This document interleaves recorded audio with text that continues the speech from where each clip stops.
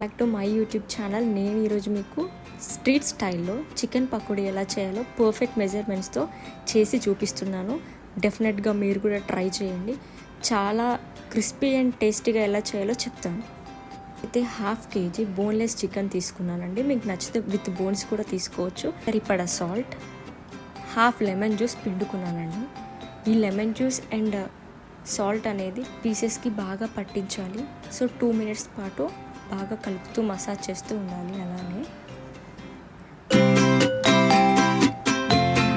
And ఆ తర్వాత 2 tablespoons of కారం అండ్ కొద్దిగా పసుపు అండ్ ఆ తర్వాత కొంచెం పచ్చి ధనియాల పొడి, కొంచెం గరం మసాలా వేసి బాగా కలుపుకోవాలి. ఫస్ట్ టైం చికెన్ పకోడీ చేస్తున్నట్టయితే ఇప్పుడు నేను చేసే మెజర్మెంట్స్తో చేయండి. డెఫినెట్గా బాగా వస్తుంది. అందరూ మెచ్చుకుంటారు మిమ్మల్ని. ఇందులో 2 spoons శనగపిండి, 2 spoons of cornflour and 2 spoons rice flour అండి. ఇంతకు మించి మీరు వేరే ఏ పిండి వేసుకున్నా దాని ఒరిజినల్ టేస్ట్ అనేది మారిపోతుందండి. ఇలా లైట్గా వాటర్ స్ప్రింకిల్ చేసుకొని నేను కలిపే విధంగా కలపండి.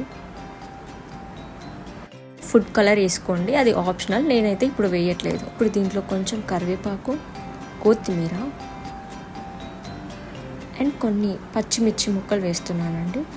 ఆ తర్వాత నేను ఇందాక అల్లం వేసుకోలేదు, సో ఆ అల్లం ఇప్పుడే వేసి కలుపుతున్నాను. మీరైతే ముందే వేసుకోండి, ఆర్ఎల్స్ మీకు నచ్చితే ఇప్పుడు కూడా వేసుకోండి. నేనైతే లాస్ట్లో వేసాను. బాగా పట్టేలాగా కలుపుకోవాలి. ఆ తర్వాత 2 hours పాటు ఫ్రిడ్జ్లో పెట్టండి. తర్వాత పీసెస్ అనేవి ఈ విధంగా ఉంటాయి, చూడండి.